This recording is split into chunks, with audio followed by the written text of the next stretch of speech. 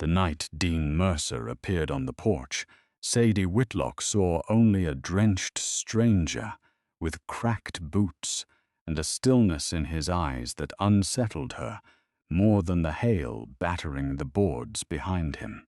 He did not ask for money. He did not ask for food. He said only, "Give me a bed and I will save your ranch." Sadie nearly slammed the door in his face. Her husband was dead, the well was dry, the cattle were thin as fence rails, and the bank was circling like a hawk over a wounded animal. But when morning came, Dean drove a shovel into ground she had sworn was nothing but dust, and cold water rose up dark and sudden from the earth beneath their feet. If you believe a single act of kindness can save a home, this is why Sadie Whitlock could not close that door. The story began at the end of August, 1886, in the territory of Wyoming in a small settlement called Red Willow. Whitlock Ranch had once been among the steadiest small spreads in the county, but in the 3 months since Caleb Whitlock's death, everything about it had begun to come apart at the seams. The well held nothing but a skin of mud at its bottom. The pastures had turned from green to a sickly gray-brown, and the cattle had grown thin enough that a person could count their ribs from 50 paces.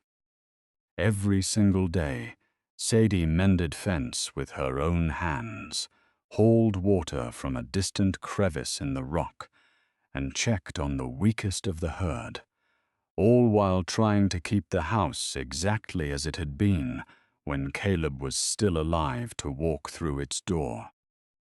Owen Maddox, who had worked the Whitlock land for longer than Sadie had been alive, urged her to sell the north field to Silas Rourke. The money from that sale, he said, would clear her debt and carry her through the winter. Sadie refused. Silas had offered a price far too generous for a stretch of land that looked half dead, and she had learned since Caleb died that men rarely paid more than a thing was worth unless they knew something worth far more. Then the bank sent its final notice.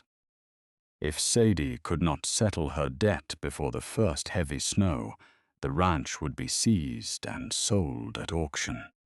That same evening, a sudden hailstorm rolled down out of the hills, and Sadie heard a knock at the door while the wind was still driving ice against the walls.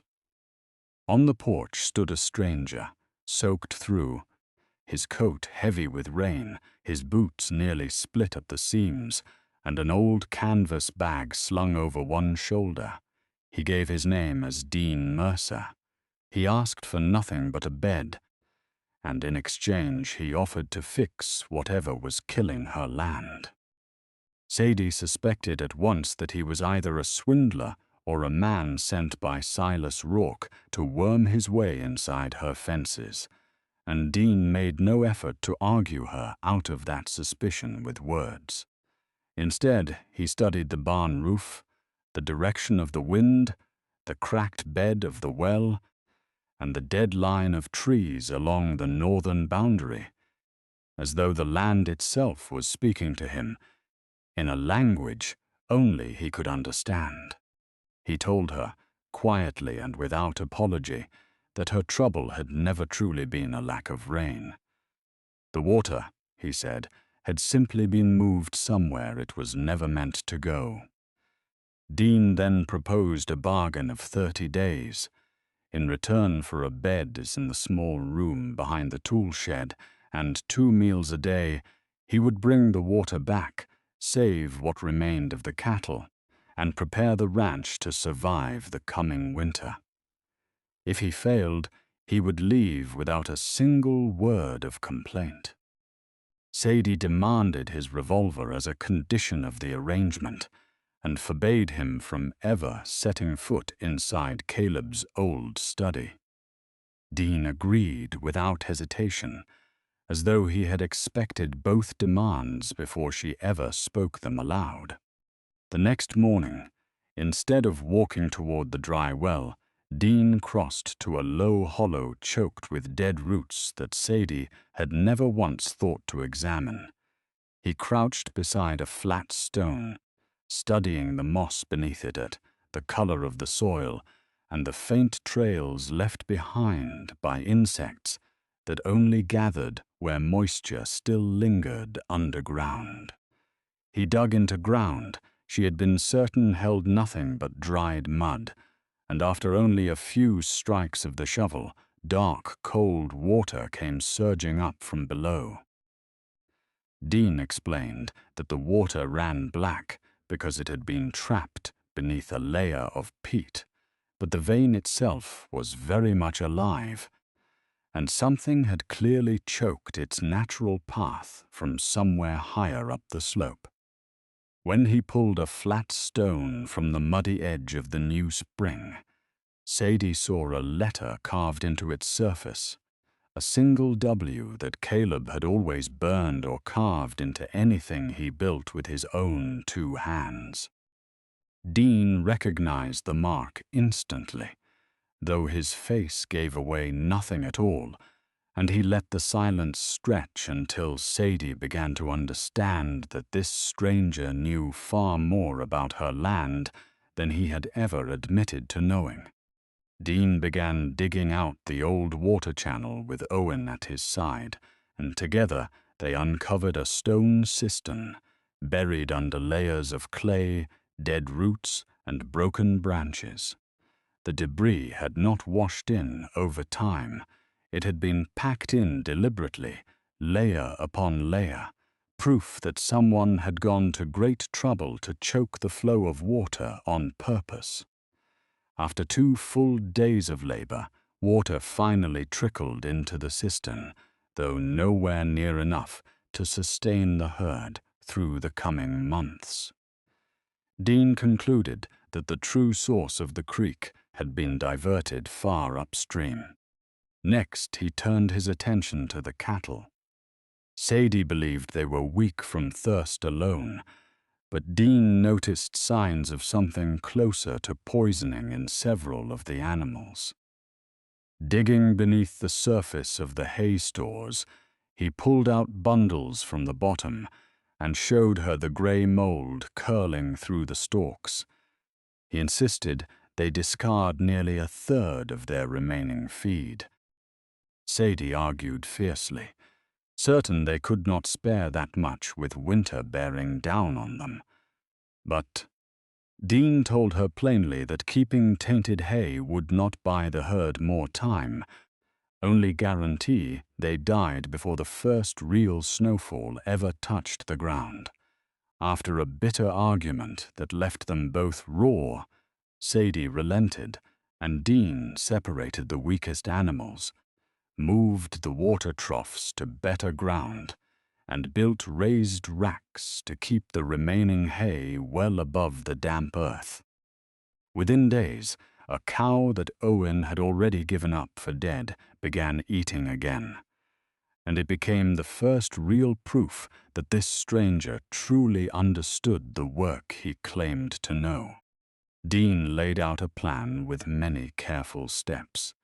He wanted to restore the water source properly, reinforce the barn roof before it could collapse under heavy snow, build windbreaks against the prevailing wind, split the hay into several smaller stores so a single fire could never claim it all, dig drainage trenches around the house and barn, use the natural slope of the land to carry water without depending on a pump, and sell off the weakest cattle early for salt, grain, and wire before prices climbed.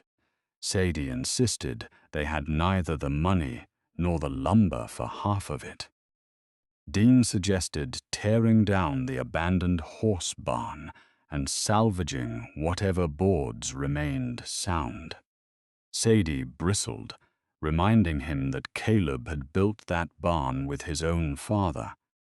But Dean answered that no structure deserved to be preserved for memory alone if keeping it standing only worked against the people trying to survive what came next. That answer left Sadie furious, but that night she walked out to the old barn alone and saw, for the first time with clear eyes, how far the roof had rotted and how many years had passed since anyone had actually used the place. The following morning, she pulled the first board free with her own hands. While they worked, Dean absently referred to the western pasture as the Hollow, a name Caleb had given it long ago, one that only family had ever known to use. Sadie confronted him at once, and Dean claimed he had seen the name once on an old survey map, though he offered nothing more to explain where such a map had come from or how it had ever crossed his path. That evening, Sadie noticed Dean sitting alone, carefully stitching his own worn boots rather than asking her for a new pair. She brought him a heavy quilt that had once belonged to Caleb, telling him only that it was extra and would otherwise sit unused in a trunk. Dean accepted it with a strange heaviness in his hands, as though he had seen that very quilt somewhere before. The distance between them was beginning to soften into something closer to respect. Yet the more Sadie came to trust him, the more certain she became that Dean Mercer was carrying a secret far larger than either of them had spoken aloud. When Dean checked the northern boundary line a few days later, he found fresh wagon ruts pressed into the earth and a broken railroad survey stake that someone had deliberately snapped in half and buried, as if trying to erase every trace that it had ever been driven into that ground at all. Silas Rourke rode onto Whitlock land with 2 of his men, carrying a contract to purchase the North Field at a price generous enough to clear every dollar Sadie owed. He claimed he only wished to spare a grieving widow from carrying such a burden alone, but the moment his eyes landed on Dean, his easy smile hardened into something colder. Dean and Silas recognized each other instantly. Silas mocked Sadie openly for taking in what he called a common drifter, insisting Dean had caused nothing but trouble on railroad sites. Sadie ordered him off her land without a moment's hesitation. Before riding away, Silas warned that winter would arrive early that year, and that no widow alone could hope to hold on to a dying ranch once the snow came down in earnest. Dean asked Silas, in front of everyone present, why he was willing to pay so richly for a stretch of land with no water left to speak of. Silas offered no answer. Once he was gone, Sadie pressed Dean until he admitted that 6 years earlier he had designed a water system for Silas, one meant to carry water into drought-stricken pastures. What Dean had not yet confessed was that this very system might be the reason her own creek had vanished.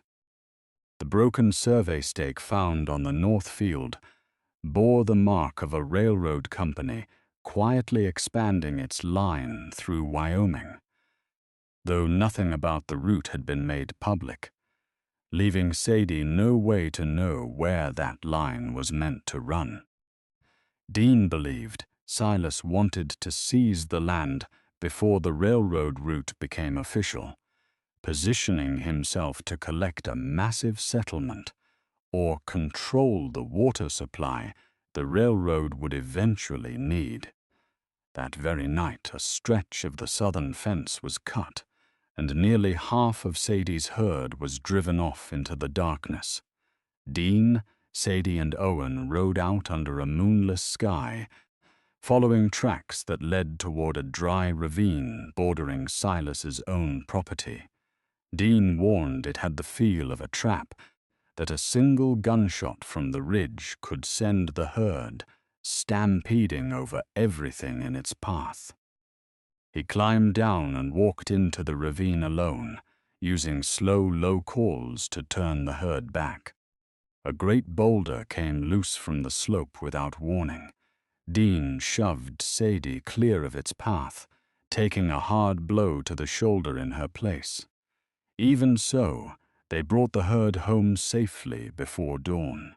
Along the cut fence, Dean found a fresh scrap of wire sold only at the store Silas controlled, though Sheriff Travis Cole insisted it fell short of solid proof. Word spread through Red Willow that Dean had cut his own fence to play the hero, and at the general store, several ranchers openly mocked Sadie for trusting a wandering stranger. Sadie, to her own surprise, defended him without hesitation, telling anyone who would listen that without Dean, her cattle would have died in that ravine days ago. It was the first moment Dean truly understood that Sadie no longer saw him as nothing more than hired help passing through her land. On the ride home, Sadie asked how he came to understand Silas Rourke's tactics so completely. Dean answered only that he had once helped a man build something capable of ruining a great many ranches at once. Sadie understood exactly who that man had been.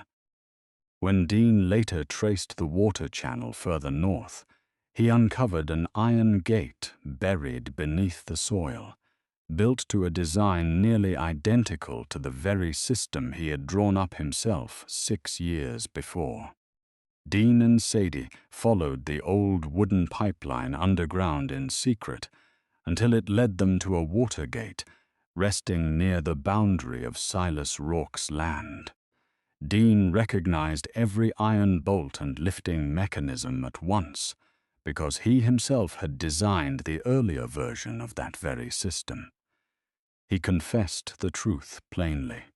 6 years before, Silas had hired him to build a water system meant to carry relief to drought-stricken pastures, but Dean had never known that Silas quietly added a hidden branch capable of pulling most of Coldwater Creek away from Whitlock land entirely. Sadie's anger flared instantly, and she demanded to know why. If Dean had known such a system existed, he had waited so long to come and set it right. Dean admitted that Caleb had written to him only a few months earlier. Caleb had discovered the diversion himself and asked Dean to return and help him gather solid proof against Silas. Dean still had not told her what happened on the night Caleb died. The two of them heard hoofbeats and were forced to hide inside the drainage tunnel as Silas's men arrived to inspect the gate, speaking openly of tearing the mechanism apart before the first snow could bury every trace of what it had done.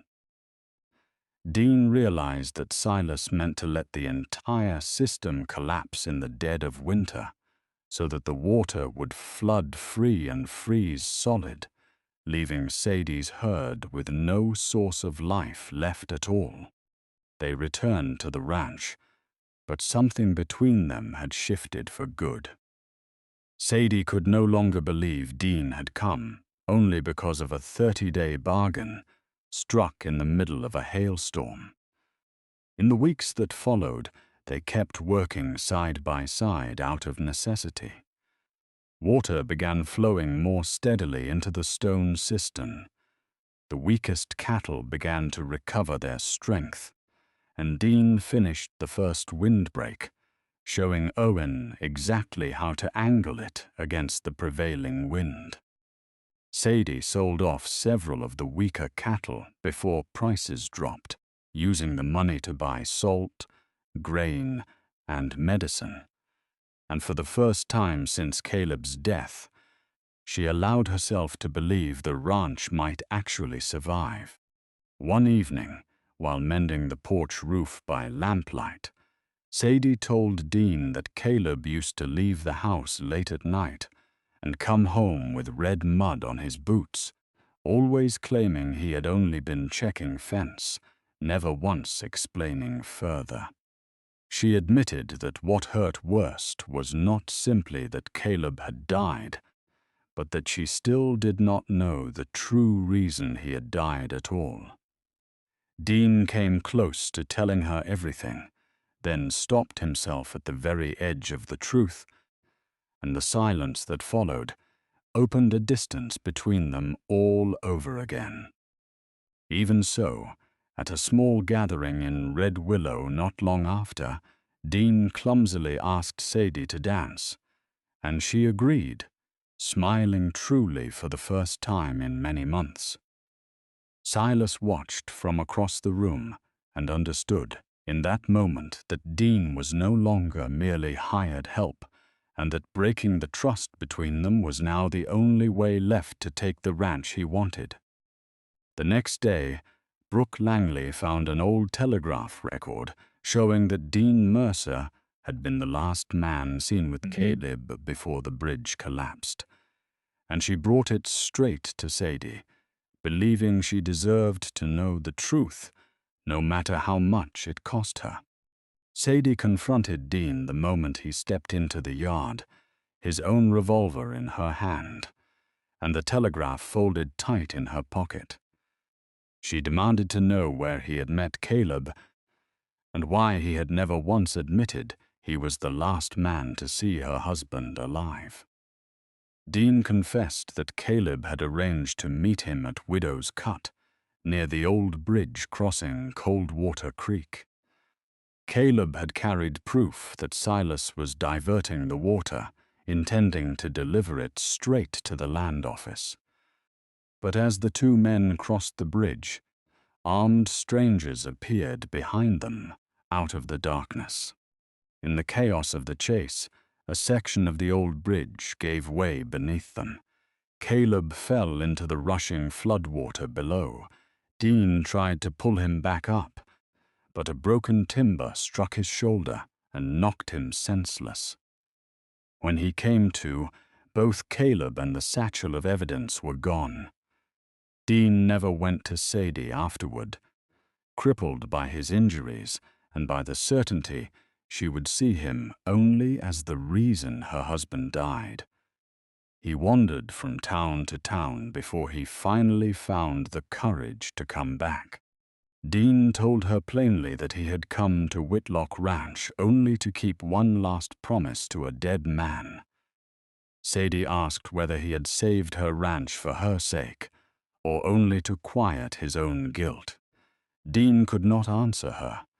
Sadie decided the entire bargain between them had been built on a lie from its very first night, and she ordered him to leave before dark. Dean did not argue. He left behind his plans for winter, finished repairing one last stretch of the water trough, and quietly gathered his things. Before he walked out the gate, he told her she had given him far more than a single bed, though he no longer had any right to ask for anything more. Sadie watched him go, wanting badly to call him back, yet the memory of Caleb held her rooted to the porch. On the very first night Dean was gone, fire broke out in the large hay barn. Sadie, Owen, and the hired hands fought desperately against flames. The wind kept spreading faster than they could contain, and only because Dean had already split the hay into several smaller stores did they manage to save more than half of what remained. A burning beam crashed down and trapped Owen inside. Dean came back without warning, spotting smoke along the southern road and racing in to pull Owen free before the flames could claim him. Near the barn, Dean found an oil can bearing the mark of Silas's ranch. Travis Cole admitted it looked like sabotage, but said it still fell short of anything tying Silas directly to the crime. Sadie realized that even after she had driven him off her land, Dean had still come running, the moment the ranch was truly in danger. He handed her the letter Caleb had once written him. In it, Caleb explained that Dean was no enemy at all, that he alone understood Silas's water system well enough to protect Sadie if Caleb himself should fail. Caleb had asked Dean to reveal as little as possible to Sadie until real proof could be found, fearing that too much knowledge too soon would put her directly in danger from Silas. Sadie understood then that Dean's silence had been a mistake, but never a betrayal. She found him in the barn preparing to leave once again. Sadie did not apologize outright. She only told him that the little room behind the shed had never been cleared out for anyone else. Dean agreed to stay until they found real proof and finished preparing for winter, though he made it clear he still intended to leave once that work was done. In the letter, Caleb had written one strange line saying the wooden horse always faced north. Sadie remembered at once the horse-shaped weather vane mounted on the roof of the old barn, and when they finally opened the post beneath it, they found a metal tube holding the very map Caleb had given his life trying to protect. Inside the metal tube lay an old map of Coldwater Creek's original course, a copy of the water diversion contract bearing Silas Rourke's own signature, and Caleb's careful notes recording every time water had vanished from Whitlock land. There was also a rough survey map showing a proposed railroad line cutting straight through the north field. Brooke examined the survey marks and confirmed the map appeared genuine, meaning the very field Silas wanted so badly sat directly along the new railroad route. If Sadie could hold on to that land until the route became official, the payment for its use would be enough to clear her debt entirely and rebuild what the ranch had lost. The trouble was that the bank intended to seize the land nearly 2 weeks before that announcement. Worse still, the papers Caleb left behind carried no official seal, leaving Silas free to dismiss them as forgeries. Dean suggested sending a telegraph to the Territorial Land Office, requesting formal confirmation of both the map and the water rights. Brooke agreed to help, though she warned an answer might take days. Silas, realizing Sadie had uncovered the field's true worth, returned with a new contract offering an even higher price and a promise to erase her debt entirely, calling it her last chance. Sadie tore the contract to pieces in front of him.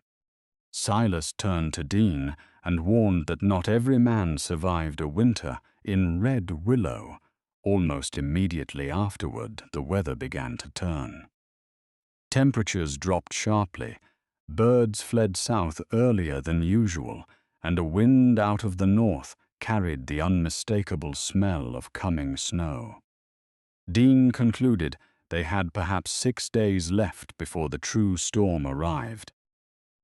The entire ranch threw itself into a desperate race against time, reinforcing the barn roof with lumber salvaged from the old horse barn, moving the weakest cattle into sheltered ground, splitting the hay into 3 separate stores, digging drainage trenches around the house, stacking stone around the troughs to slow the freeze, raising windbreaks angled against the wind, and setting reserve barrels of water inside the barn itself.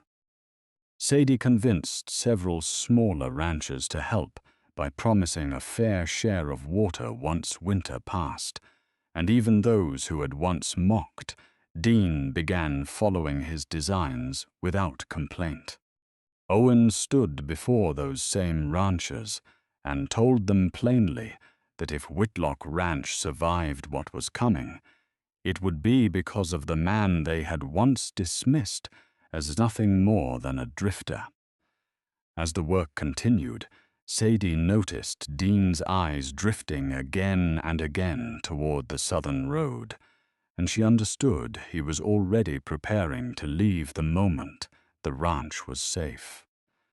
She wanted to tell him she did not want him to go, but she could not yet tell the difference between simple gratitude, loneliness, and something closer to real feeling. Brooke finally managed to send her telegraph through to the territorial office, but before any reply could reach them, the line was severed in a sudden, violent gust of wind.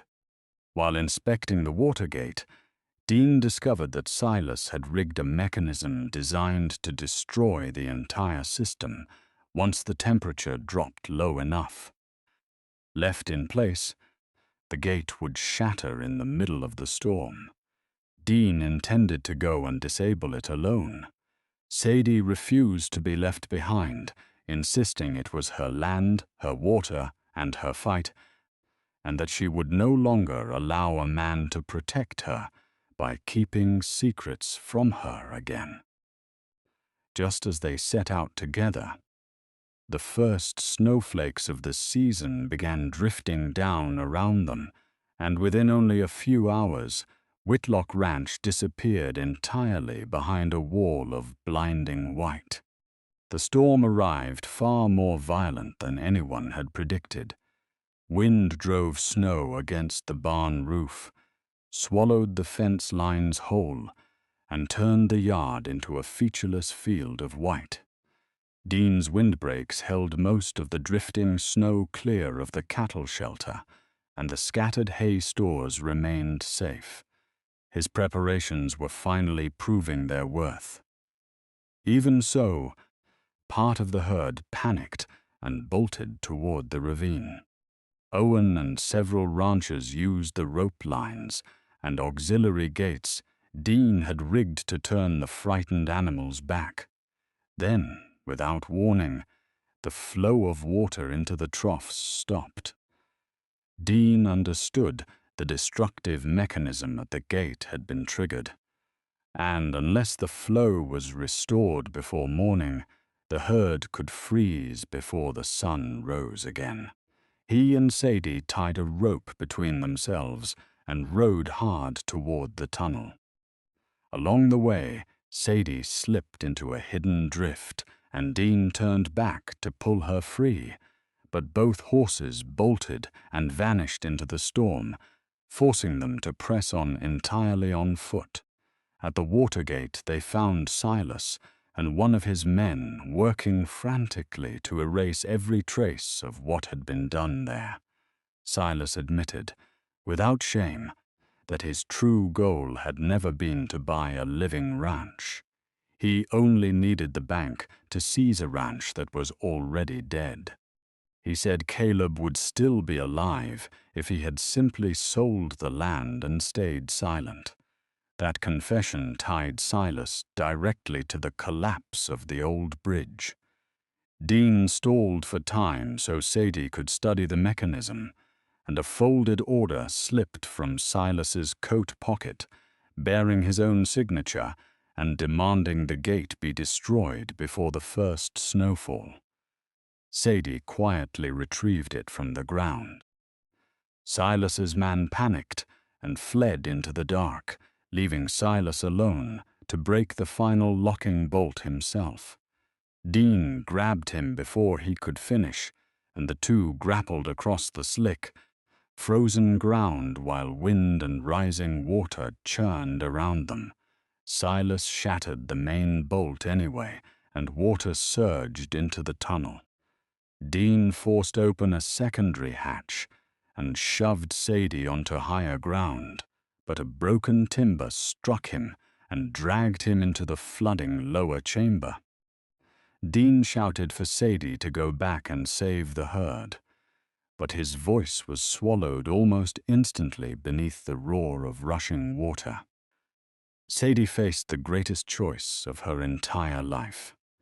She could return to the ranch and protect the land and everything Caleb had left behind, or she could risk her own life for a man who had once promised to save her, only to leave again.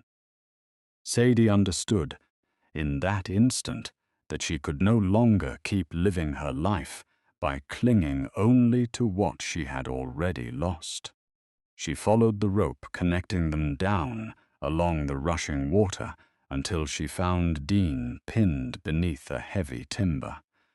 Using the same principle of leverage he himself had once taught her, she wedged a block of stone beneath the plank and levered it upward with everything she had left. She pulled him free.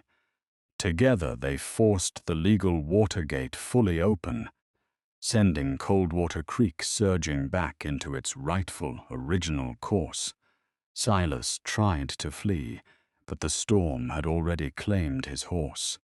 Travis Cole arrived with Owen and a group of ranchers, having tracked the rope line the moment Owen realized Sadie and Dean were missing. Travis caught Silas standing beside the illegal gate, and between the signed order in Sadie's hand and the confession of his own man, the evidence became impossible to deny. Silas was arrested for destruction of property, unlawful diversion of water, and his connection to Caleb's death. Dean could barely stand, and Sadie half carried him back toward the ranch through the storm. By the time they reached the house, water was flowing again beneath the ice, but Dean collapsed just short of the front door. Dean burned with fever after so long submerged in freezing water.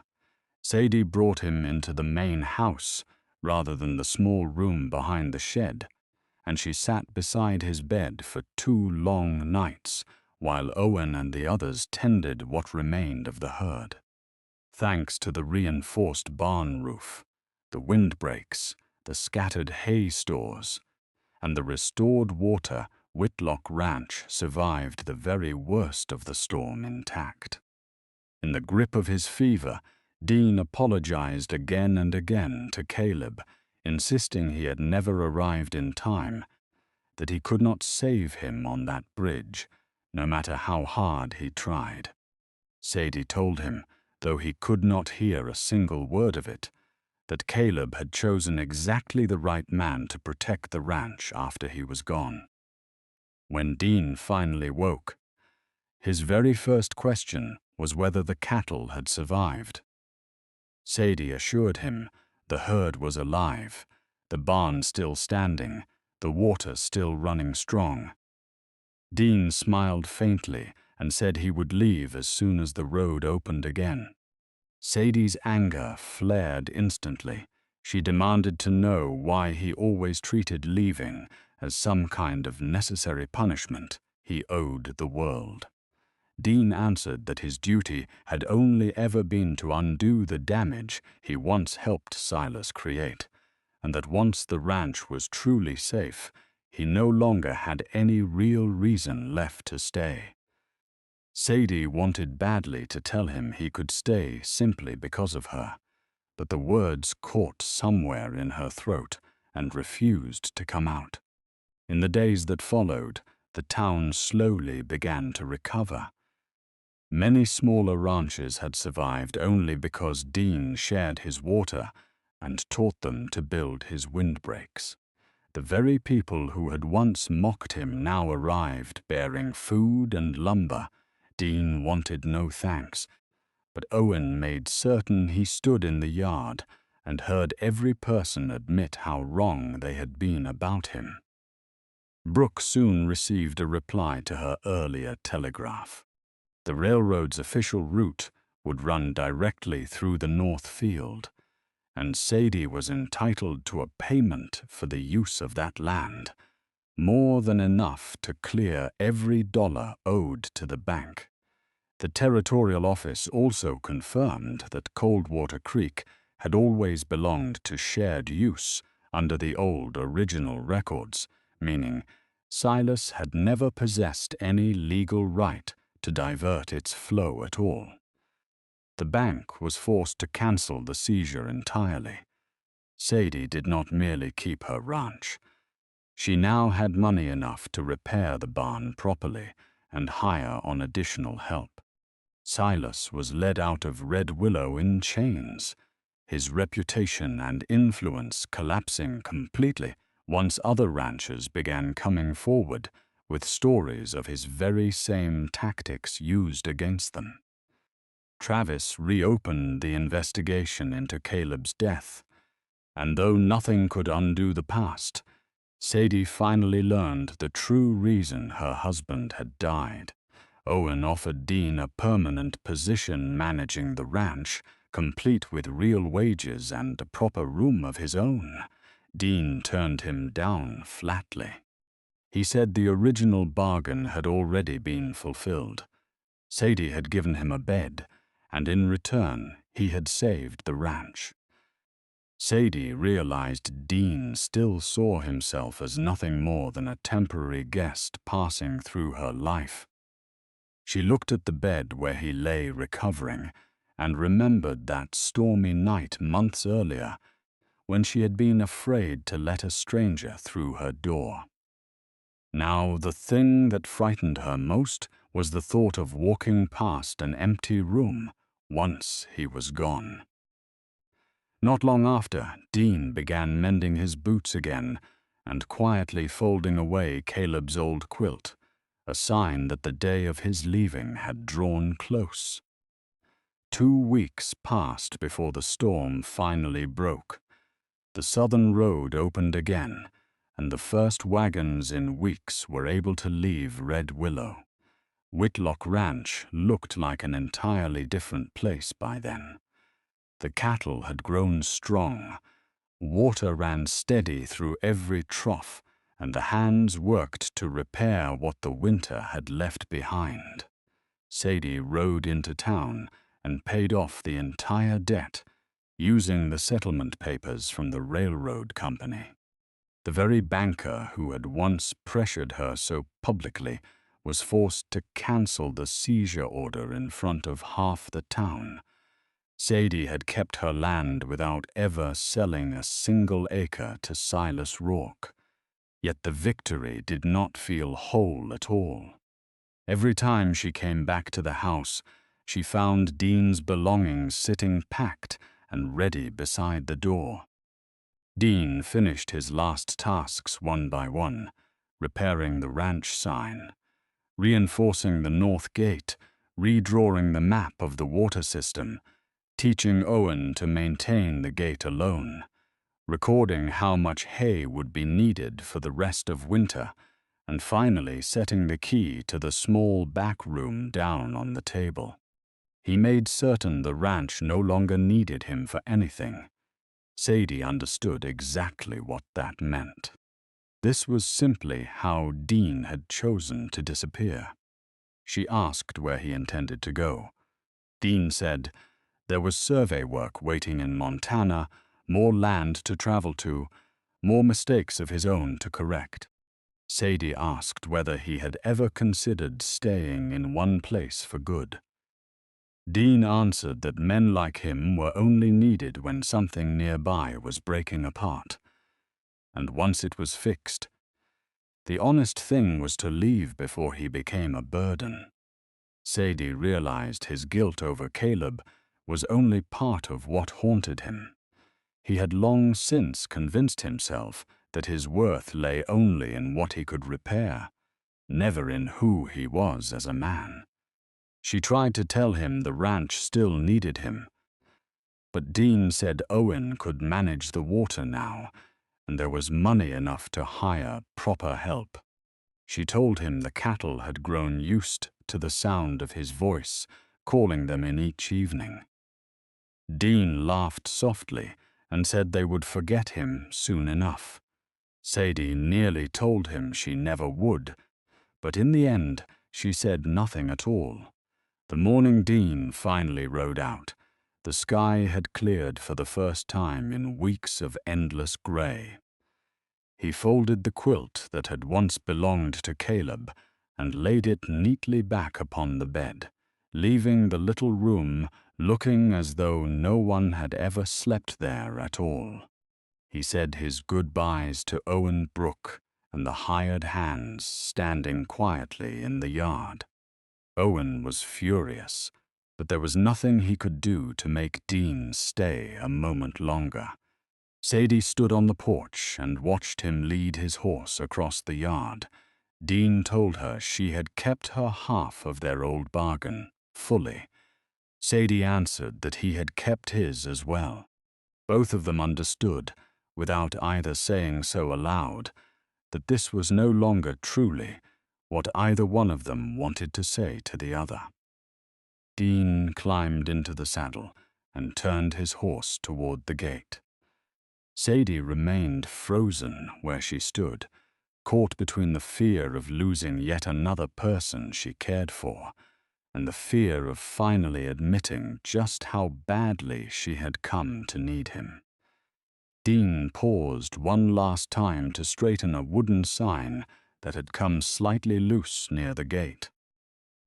That small, almost thoughtless act made Sadie understand, all at once, that he was still caring for this home even in the very act of leaving it behind for good. If she let him ride through that gate now, it would not be death, or Silas, or misfortune taking someone she loved away this time. It would be her own choice, and hers alone, to lose him. Dean reined his horse to a stop, but did not turn around right away. Sadie ran across the snow-covered yard with no coat, her boots sinking into the drifts with every step. She reached him and stood there, struggling to catch her breath. Dean told her the ranch was already saved, the debt was paid, the water was flowing again, and justice had been done for Caleb. There was nothing left, he said, for him to finish here. Sadie told him he had misunderstood everything from the very beginning. She had not run out here to beg him to fix one more roof, tend one more head of cattle, or defend one more stretch of water. She admitted the ranch could survive perfectly well without him now. Owen understood the water gate. She had money enough to hire proper hands. The herd would make it through whatever winter still had left to give. But all of that, she said, would only ever be a well-run piece of land, never truly the home she wanted to wake into every morning. Dean warned that every time she looked at him, she might only remember Caleb and the bridge he had failed to save him from. Sadie answered that Caleb would always remain a part of her past worth honoring, but honoring the dead had never meant refusing a future still waiting ahead of her. He had never tried to take Caleb's place, she said. He had built something else entirely, through every day spent working in the mud, every night guarding the herd, and the simple fact that he had come racing back to save Owen even after she ordered him away. Dean tried once more to fall back on the terms of their old bargain. Sadie looked him straight in the eye and said the words plainly. "You once asked me for a bed so you could save my ranch. Now I am asking you to stay so that it can finally become a home." Dean still hesitated, asking whether she was speaking now only out of gratitude or simply out of fear of facing another lonely winter all alone. Sadie admitted she herself had once been unable to tell those two feelings apart. But she knew now that gratitude alone had never sent a man running headlong into a storm to save someone else's life. Loneliness alone had never made her long to hear one particular person's footsteps crossing her floor every morning. She could not promise that anything ahead of them would be easy. Both of them still carried loss, secrets, and old wounds that time alone could never fully mend. But for the first time since Caleb's death, Sadie no longer wanted merely to survive whatever came next. She wanted to build something entirely new. Dean climbed down from his horse.